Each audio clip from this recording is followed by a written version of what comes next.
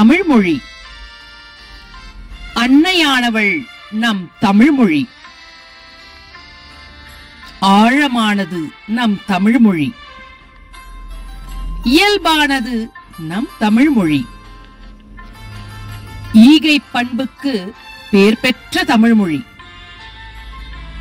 உயர்வானது நம் தமிழ்மொழி. ஊற்றானவள் நம் தமிழ்மொழி.